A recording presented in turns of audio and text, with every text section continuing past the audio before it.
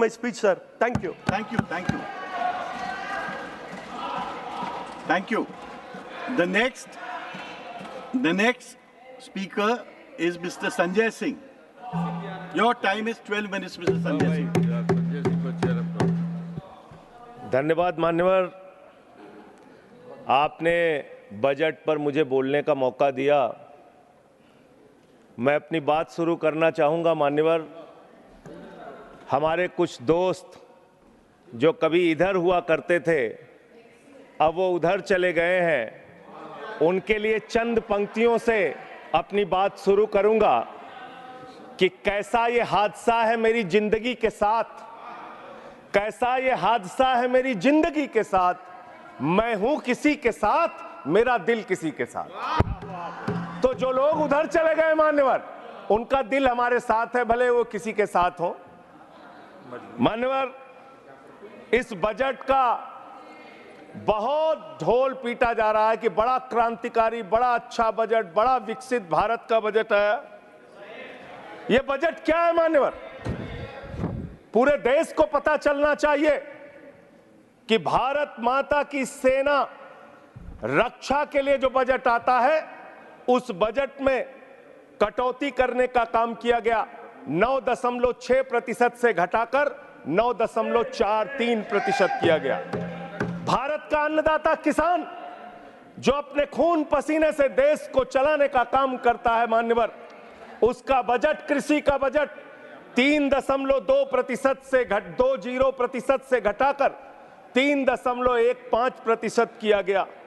स्वास्थ्य का बजट, हिंदुस्तान 144 करोड़ लोगों का देश है मान्यवर, लेकिन बड़े अफसोस के साथ कहना पड़ रहा है कि स्वास्थ्य का बजट 1.97% से घटाकर 1.85% किया गया। ट्रांसपोर्ट का बजट 11.48% से घटाकर 11.28% किया गया। पेंशन, जहां एक तरफ पुरानी पेंशन की बहाली की मांग हो रही है, लाखों कर्मचारी सड़क पर हैं और मांग करते हैं कि पुरानी पेंशन बहाल किया जाए, इस सरकार ने पेंशन का बजट 5.20% से घटाकर 5.04% करने का काम किया। एनर्जी का बजट 2.10% से घटाकर 1.42% करने का काम किया। वैज्ञानिक विभाग का बजट 0.7% से घटाकर 0.6% करने का काम किया। फूड सब्सिडी का बजट 4.38% से घटाकर 4.25% करने का काम किया। नॉर्थ ईस्ट के विकास का बजट, मणिपुर की तो चर्चा आपने नहीं की, लेकिन नॉर्थ ईस्ट के विकास का बजट आपने 0.13% से घटाकर 0.12% करने का काम किया। सामाजिक कल्याण, जिसमें आपका बिल्कुल यकीन नहीं है, उसका भी बजट आपने घटाया। 1.22% से घटाकर 1.17% करने का काम किया। आपने फर्टिलाइजर का, खाद का बजट 3.88 से घटाकर 3.4% करने का काम किया और फूड सब्सिडी आपने घटाने का काम किया। ये है आपके विकसित भारत के खोखले बजट की सच्चाई। हर वर्ग को आपने चोट पहुंचाने का काम किया मान्यवर। आप कहते हैं आप दुनिया की 5वीं बड़ी अर्थव्यवस्था है, 5वीं बड़ी अर्थव्यवस्था है। अरे ये तो सच्चाई बताइए कि ये 5वीं बड़ी अर्थव्यवस्था किसके लिए है?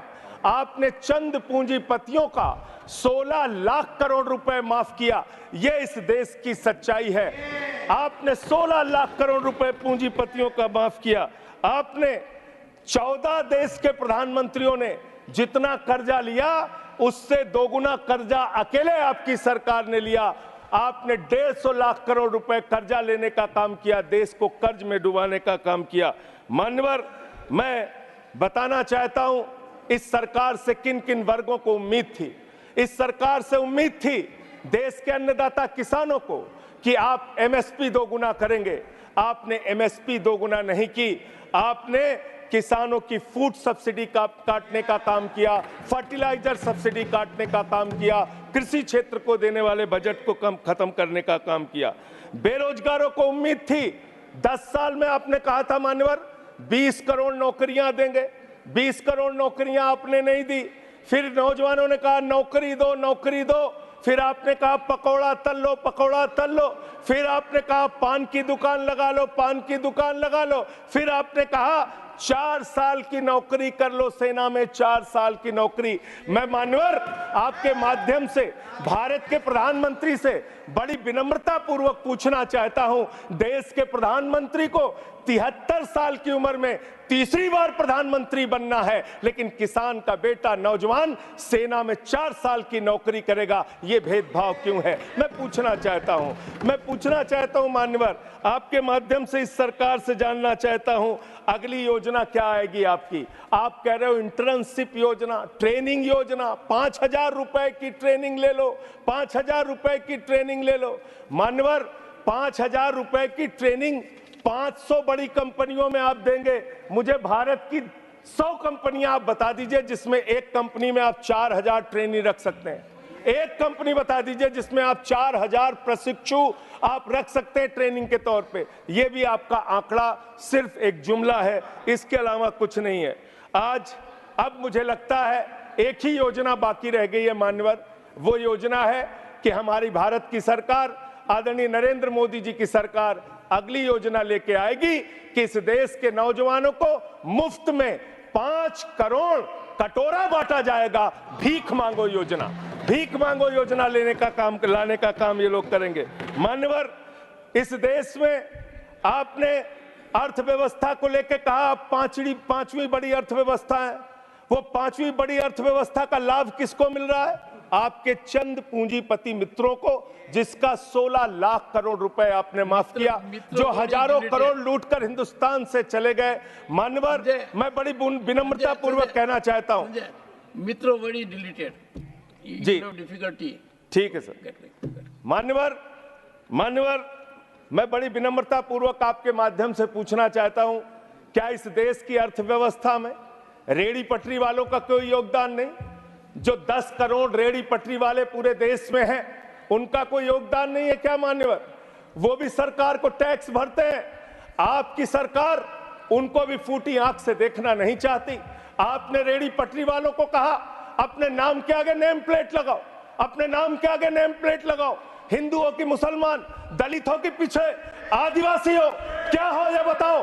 मैं पूछना चाहता हूं आपके माध्यम से सरकार के कहना चाहता हूं मान्यवर, अगर नेम प्लेट लगवाना है तो लगवाइए गले में नेम प्लेट। नीरव मोदी के गले में नेम प्लेट लगवाइए कि 20,000 करोड़ रुपए हिंदुस्तान का वो बाकी है, लगवाइए नेम प्लेट। 10,000 करोड़ रुपए विजय माल्या हिंदुस्तान का बाकी है, लगवाइए नेम प्लेट गले में। ललित मोदी के कि 3,000 करोड़ रुपए हिंदुस्तान का लूट के भाग गया, लगवाइए नेम प्लेट मान्यवर। मैं कहना चाहता हूं नितिन संदेशरा के कि वो 6,000 करोड़ रुपए हिंदुस्तान का लूट के भाग गया, लगवाइए नेम प्लेट। अडानी के कि 2.5 लाख करोड़ रुपए का कर्जा आपने एक आदमी को दे रखा है, लगवाइए नेम प्लेट उन पूंजीपतियों को जिन्होंने हिंदुस्तान की बैंकों को खाली करने का काम किया। मान्यवर एक सेकंड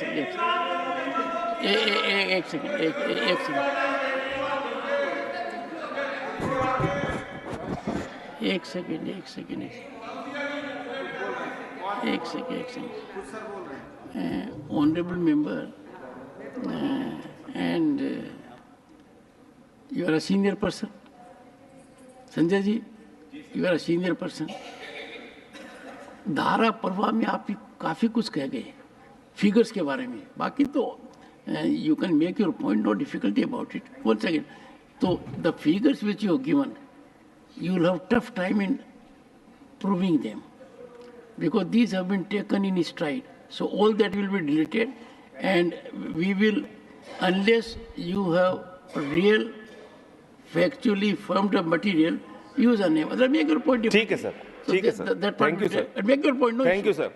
मानवर मैं तो ये कहना चाह रहा था आपके माध्यम से कि इस तरह के काम देश के अंदर नहीं होने चाहिए।